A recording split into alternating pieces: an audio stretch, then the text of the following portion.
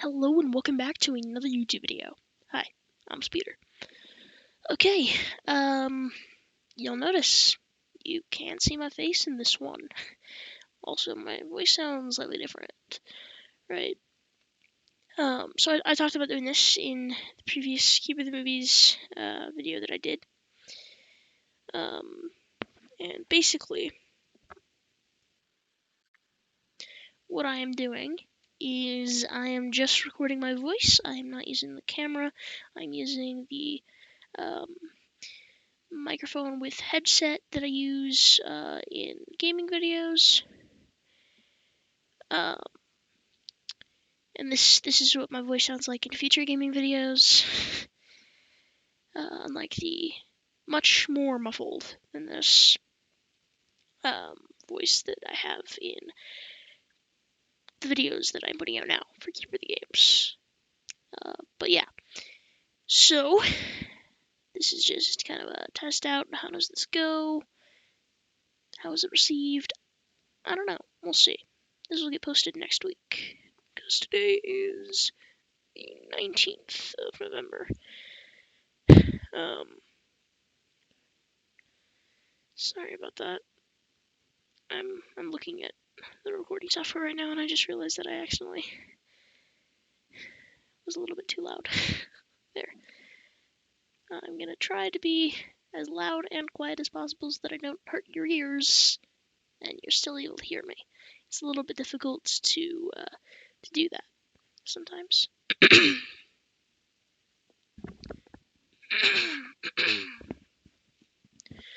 Anyways, so today I will be talking about the Dragon Prince Season 2, Episode 5, Breaking the Seal. This video will contain spoilers for the entirety of the Dragon Prince Season 1, as well as at least the first 5 episodes of the Dragon Prince Season 2. I will try to avoid any spoilers. Goodness gracious. For future episodes and seasons of the Dragon Prince. But yeah. So, if you haven't seen one of these videos before, basically how it works is I go through everything that happens in the episode, and while I'm talking about it, I kind of just give my thoughts on different things. There might be a few heavier topics that I need future episodes to have already been done in order for me to talk about in full, and so on those ones I kind of want to make individual videos for those things. The last episode had 2 of them that I wanted to talk about in future individual videos. But this is just focusing on this episode, so there are some things that I cannot fully cover, however much I would love to. And this episode is one of my favorites, especially because it is a backstory episode, and I love a good backstory. So yeah, that's that. Alright. The nice thing about this is I can sit in like whatever position I want, and you can't see me. So I don't have to like be front and center to the camera, and so it's nice. But yeah, just testing this out. So let's get into it, I guess. Yeah. So at the start of this episode, we have Viren. He is riding on horseback towards this kind of council summit kind of thing. I don't remember the name of it. I could probably look it up since I'm at a computer, but I don't know. But he's at this kind of... Okay, I'm gonna turn the noise level down here 1 second. Sorry about that. That's just how I test it. Okay. So, basically, he enters this kind of joint summit of all the kings and queens of the 5 human kingdoms. for their discussion about what to do about the Zadian, and you can't see me, so I'll say I'm doing air quotes, threat. When really, I think the humans are the ones who are the real problem. And yes, those in Zadia may still want some form of revenge upon the humans, but in truth, the humans were the original problem, and they're the ones who provoke. Not to mention the fact that Viren is definitely a villain.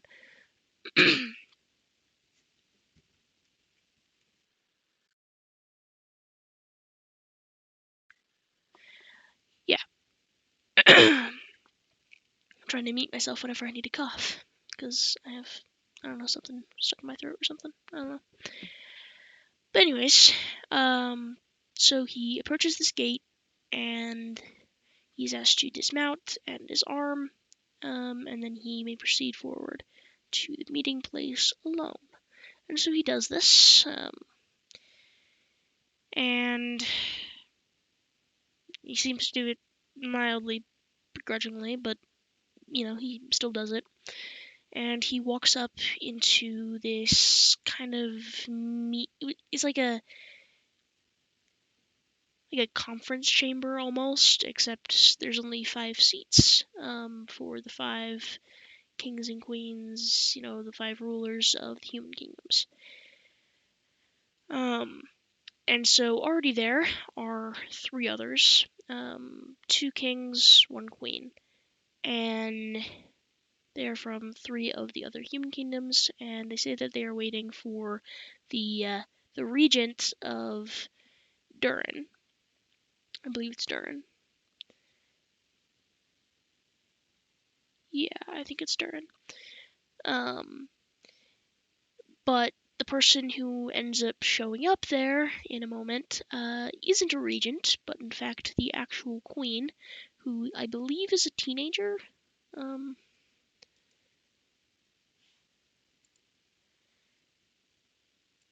And let's see. How old is Queen Anya in The Dragon Prince?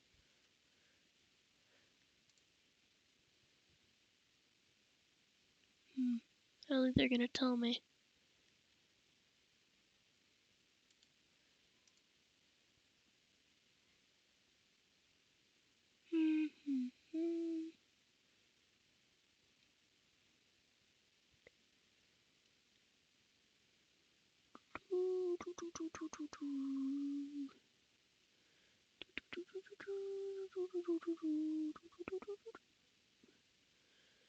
I'm not saying any age, but she's almost certainly a teenager. At least I would guess. So she shows up. She's like, I speak for myself now. And of course, Viren, being a idiotic human being and an ignorant person and a super judgmental human being, he of course is like, this is a matter for the adults. Since you're a child, it's impossible for you to be intelligent. Which I fully disagree with that, because I know a lot of intelligent people who are children or teenagers. Like, a lot of them. And they're called intelligent by adults, so this isn't just me, a teenager, talking. But, yeah, like, several of my friends are considered very intelligent, so yes, we do not have to be adults to be at least capable enough to be minorly intelligent enough to be able to make decisions for ourselves. Especially Queen Anya, because she's awesome and the best. But anyways, so she's like, I speak for myself, I don't need a regent anymore, I am my own queen, and of course, she's also the queen of sass, which is awesome as well. But yeah. So, they all are seated, and Viren releases a map that he was holding, and uses probably some dark magic to I probably should have put a sign at my door that says, recording, please do not enter. But, you know, I was gonna do that. I just forgot to. Looks like I'll have to use my code word again, right? Anyways,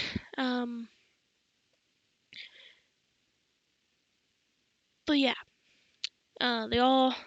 so Viren uses some dark magic, at least I presume it's dark magic, to show kind of some terrifying / inspiring scenes around the room, kind of making the map 3D.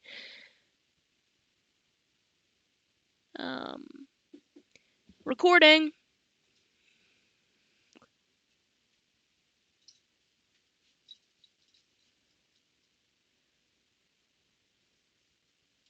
Where? Oh, okay. Yeah.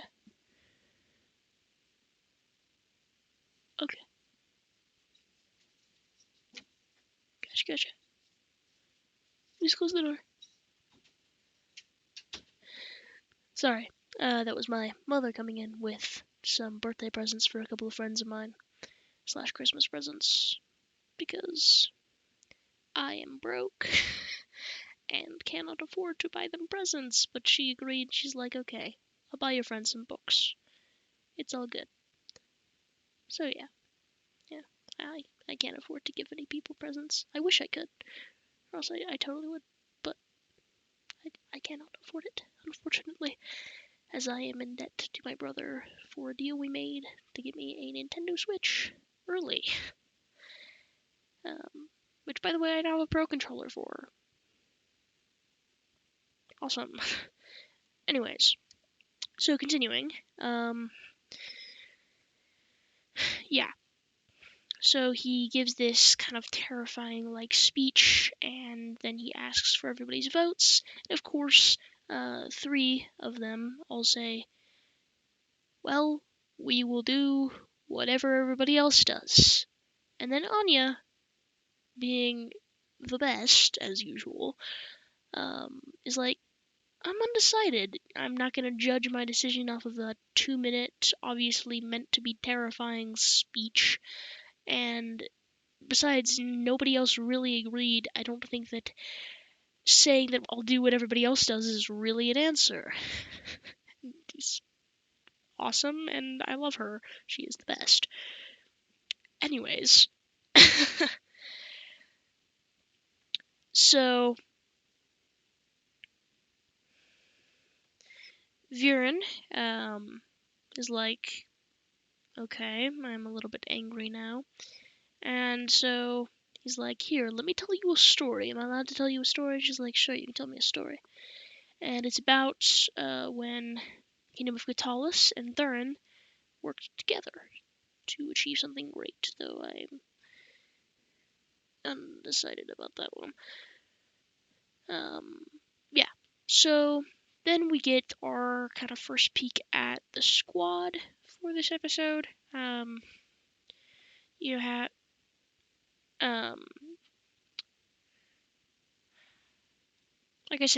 like I've said in previous videos, I can never remember the exact order that everything happens in, and I apologize for that. But yeah. So the captain of the ship that they're on, the Ruthless, he's like, I smell land. Distantly. It will be a day until we get to that land. And Rayla is, of course, frustrated by this, and she's like, dang it, I will not be on land for another day. I'm not sure how long I can stand this. And Zim is just being adorable. Ezrin is being adorable back.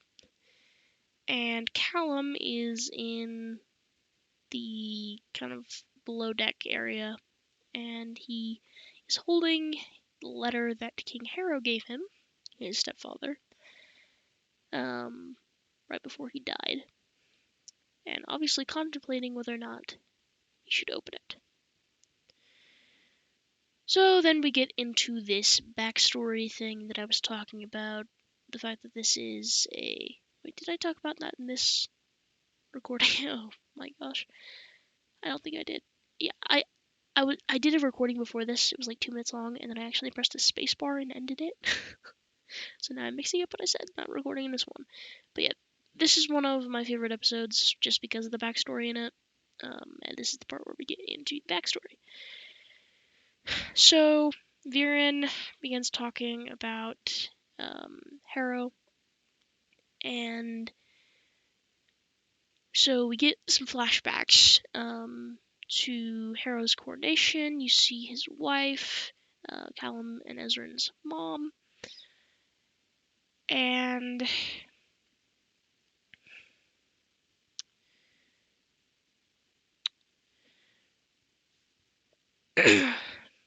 so we see his coronation, and then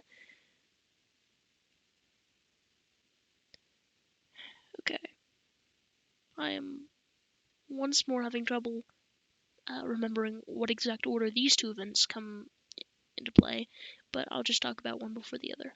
So the one I'm going to talk about first is Callum, young like baby Ezrin, and then Harrow and his wife, who I'm now forgetting the name of, and I'm going to look it up because I have a computer in front of me. What is the name of Callum's mother in the Dragon Prince? Okay, yeah, Sarai. I was right. For some reason, I thought I wasn't, so I was like really unconfident there because I was not confident in that decision of name because it seemed like it was her name, but then I was like, oh, wait, isn't that someone else's name? Well, of course it's someone else's name, but isn't that someone else's wife's name? Well, probably, but I was like, that sounds right, but it also sounds like someone else. Anyways, so yeah, young Callum, baby Ezrin, King Harrow, and his wife Sarai. Yeah, so they're all posing for this picture where we have this great moment where they're all very tense and very still, and they're smiling, yes, but it obviously hurts. Um, which I think is probably a pretty great representation for when people posed smiling. Because can you imagine how painful that would be? I assume that's why most portraits that people make of people like looking at them are frowning or just not smiling in general, because it would hurt so badly to sit so incredibly still for hours smiling. Can you imagine how painful that would be? It's just no. I would never want to do that. That is why digital cameras are such a blessing. And they are wonderful because we don't have to pose for hours. It takes like 2-second photos. And it's great. Or less than that sometimes. Depends on how fast you're taking pictures. But yeah, that's why I love digital cameras, because you don't have to pose for hours smiling, because that sounds so painful. But anyways, and very tiring as well. But yeah, so they finish this portrait, and they're all very relieved, about to leave, but then Viren is like, oh no, Harrow, you have to stand for one more portrait. And this is when we have a moment that was referenced earlier in the show, where Harrow has Viren stand next to him, and he says, for I know that you will stand by me through anything. Which is interesting because, Viren's the villain.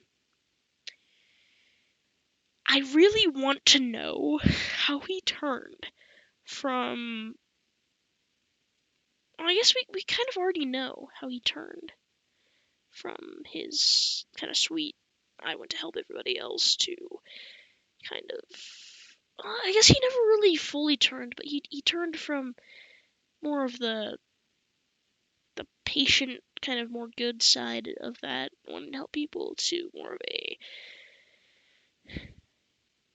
Well, I guess. I don't think he was ever really like that. From some descriptions of how he used to be, and just some depictions even of how he used to be. Just people saying things, things we see in flashbacks. I guess he was kind of always like how he is now.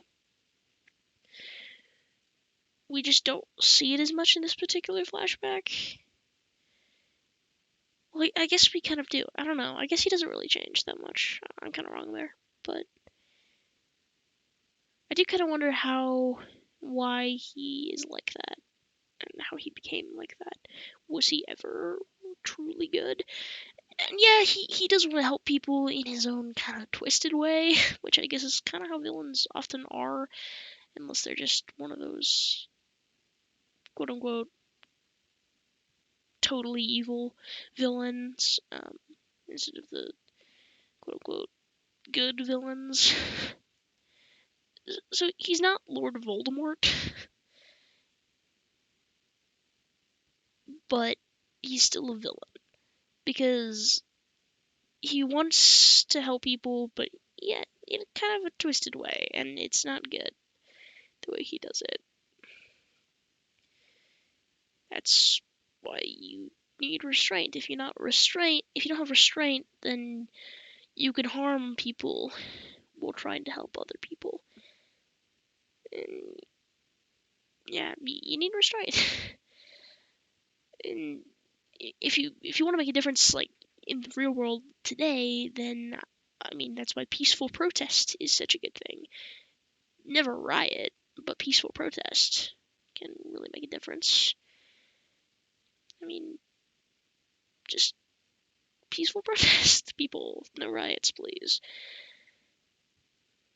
And yeah, there is a lot more peaceful protests than people know. Um, most of the stuff that goes in the news is kind of big stories or the riots and kind of the negative things that go on, and that's not exactly the best. I kind of wish we had more positive news. Like that would be nice. Like just this previous summer, I was a part of a peaceful protest.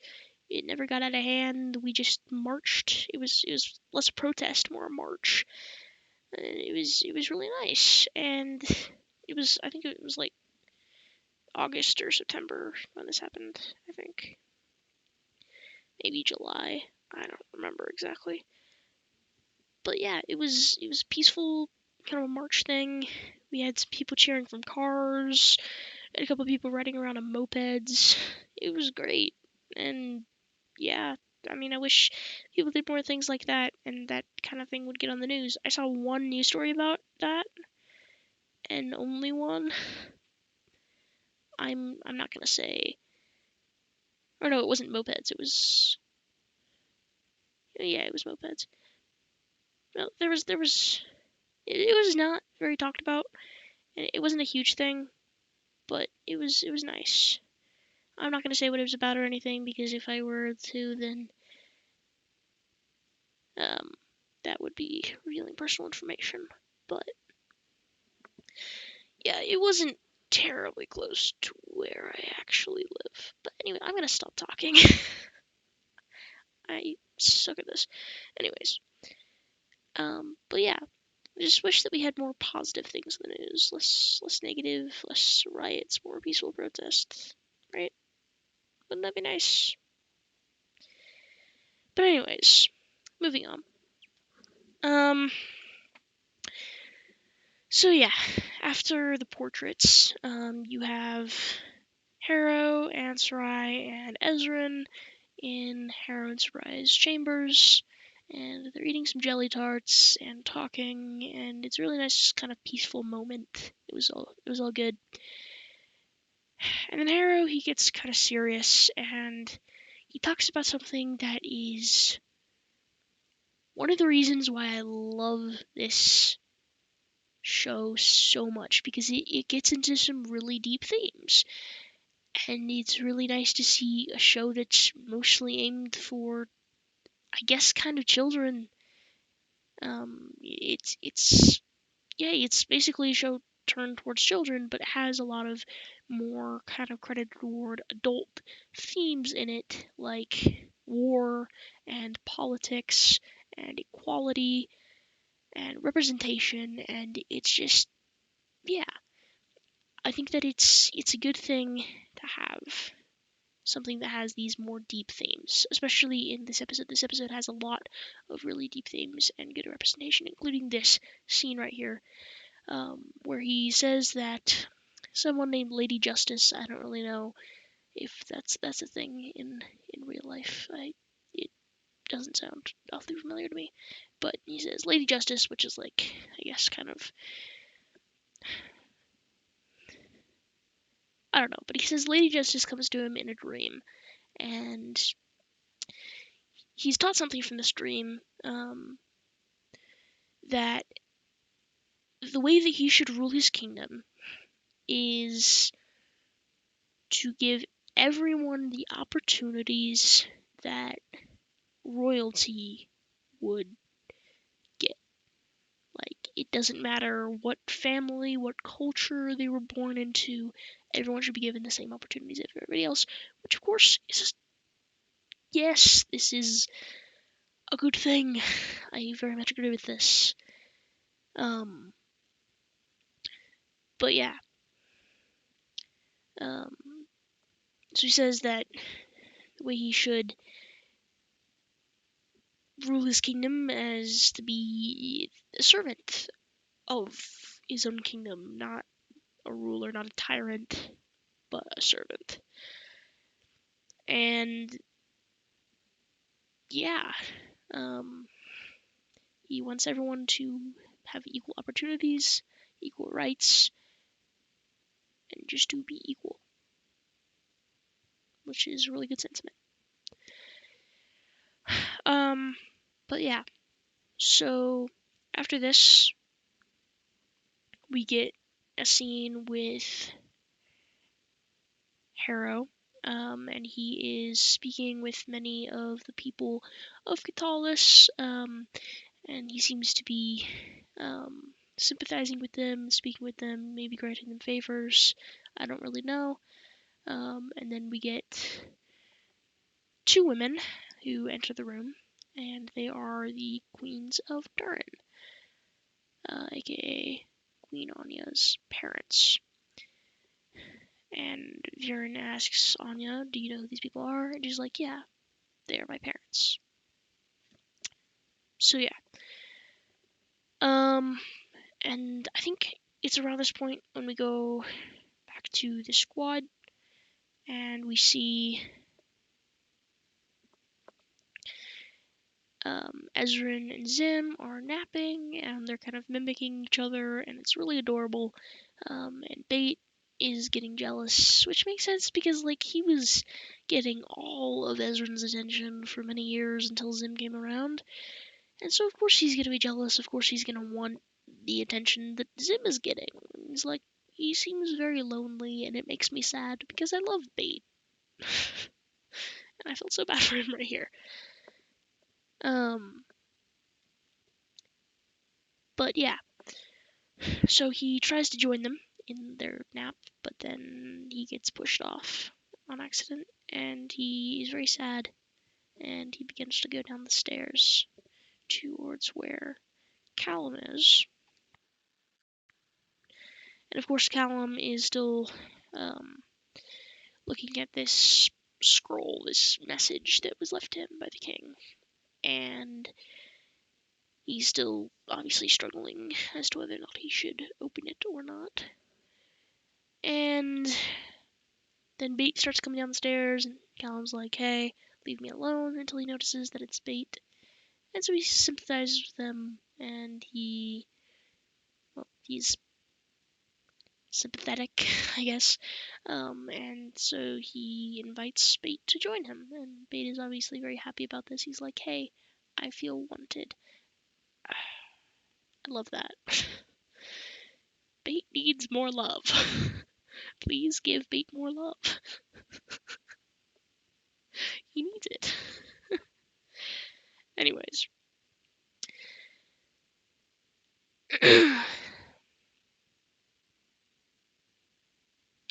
So then we go back to the flashbacks, and the Queens of Durham are begging Catullus for their help because they're short on supplies. They will not be able to have enough supplies for the winter, and they say that 100,000 people will die. I think this is an awfully specific number. I mean, not terribly specific. It would be more specific. It was like, this is 997 people will die. But yeah, 100,000 people will die.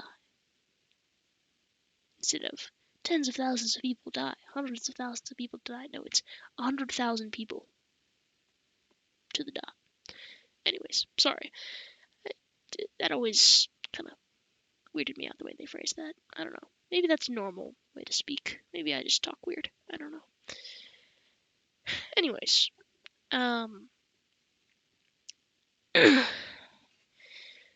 so Harrow, obviously being Harrow, immediately offers his help to them, and he's like, "We will share all that we have with Durham." And I think it, yeah, okay. So this morally, there was a little bit of a okay. So this could be morally good. It could be morally bad. Was this an ethical decision that he's making here? Maybe, maybe not. Yes, because he is lessening the weight of death and destruction in another kingdom, but also no, because he's then also spreading that to people who would not have previously had that suffering. But it would be less on both sides. So it's a question. I'm not really sure if it was ethical to do that.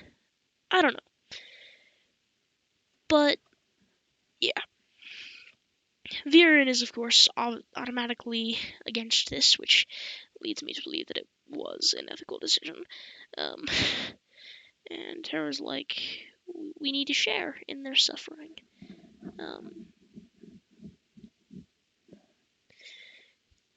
And yeah, I don't know. I don't know if that would be considered ethical or not. But moving on.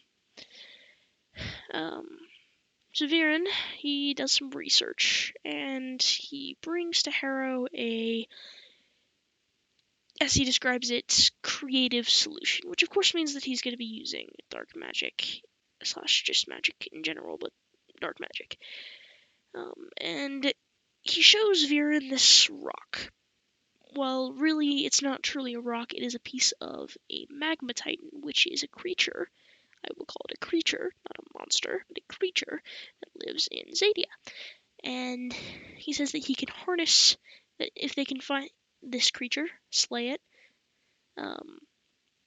then he can use the heart of this magma titan to grant great prosperity for the kingdoms, which uh, mm, mm, mm, mm. No. And so Harrow contemplates this for a moment, and then he speaks, of course, to his greatest advisor, his wife, Sarai. And they're talking while fighting, practice fighting with, weapons, everything like that. And of course, Sarai is very much against this. She does not support this idea at all. It's a big old no-no for her. She's like, okay, does this creature have a family?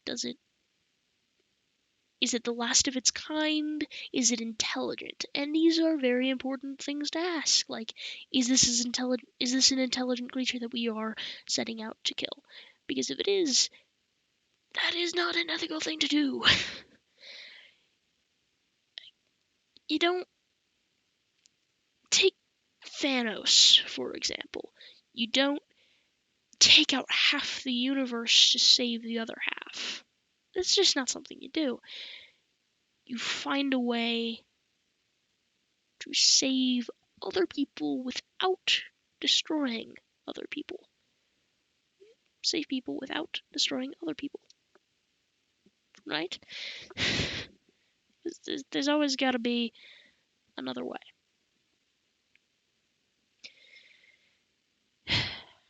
Yeah.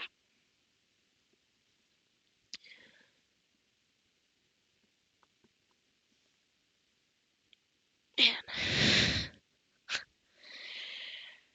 I'm not even super close to done with this.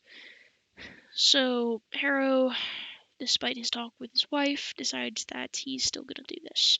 And of course, I have to mention this. There's a great comedic moment here in this scene, where of course we have the two guards who obviously have placed a bet that Sarai will beat Harrow, at least disarm him. And I think this is kind of funny, because that means that she often bests him, if not like always bests him, which I think is great. Also, this scene makes me wonder about Callum's father. I'm not going to go into too much detail about it. This is something that I want to talk about in a later video, which is combined with something from the previous episode that I wanted to make an individual video on. But, I don't know. Sarai seems pretty accepting of people from Zadia. Right? So if you have seen the entire show, that makes me wonder who Callum's father is. Just saying. Just saying. But anyways. So, Harrow decides to set off anyway. Even without his wife's kind of consent, I guess, or agreement. But she ends up coming with him anyway, which may or may not end well. And so they all set out. You have the Queens of Durin, a bunch of soldiers. You have Amaya, Sarai, Harrow, and Viren. So they all set out, and they go in through the breach on the border between Zadia and Katalis, and enter Zadia. And Viren does some weird tracking spell, which is kind of similar, I think, to Claudia's, but it also seemed a little bit different. But yeah, I don't know. And so they set off after this magma titan. Once they get there, they think that it's dead. If it was dead, okay, if this creature was dead, if it was actually dead, then I would say, sure, go ahead, you can take the heart. But it's not actually dead, so no. So they start kind of hammering away at it. And before this happened, at some point, I don't really remember when it was, but Callum's talking to Bait. And he's kind of like, if I open this letter, if I break this seal, then I am reading the last words of my stepfather. Basically, my father. And then there will be no words left for him to say to me, which,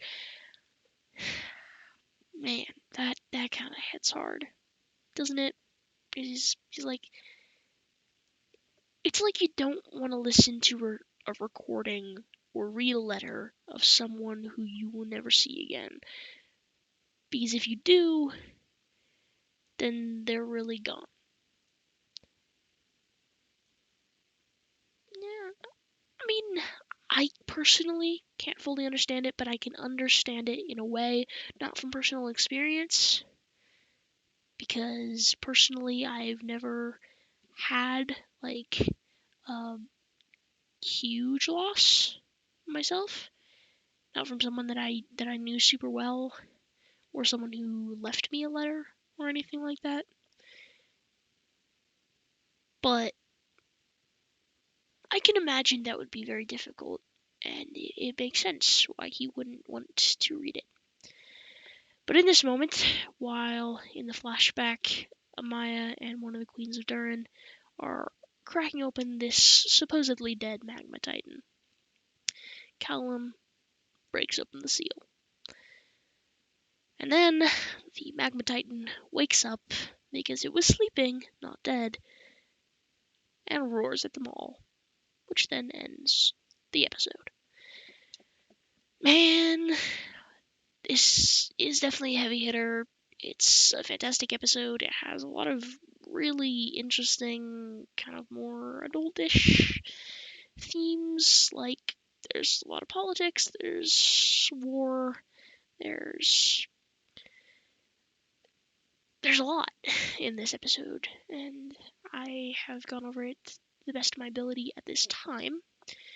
It had little to no action in it, but that's fine. It had a lot of great, amazing, spectacular story in it, and it had some pretty good humor at times. I didn't even touch upon all the humor in it, but yeah, overall, it was a great episode. It also had some pretty good character development, especially for Callum. I feel like Callum gets a lot of character development this season, and I love it. Most of them get a lot of character development this season. So, yeah, gotta love that. Anyways, that was my review of The Dragon Prince Season 2, Episode 5, Breaking the Seal. Hope you guys enjoyed. If you like these black screen videos where I'm just talking to you through a mic, let me know. If you prefer seeing my face, let me know. You know, either one, I'm good with either. I've decided I actually really like this, so we'll see. I'll probably do the next few reviews like this, and I'll maybe get some feedback. I don't know. Y'all don't really talk to me, but you know, it's fine. Not very many people watch these videos anyway. But yeah, that's that. I will see you guys next time. Bye.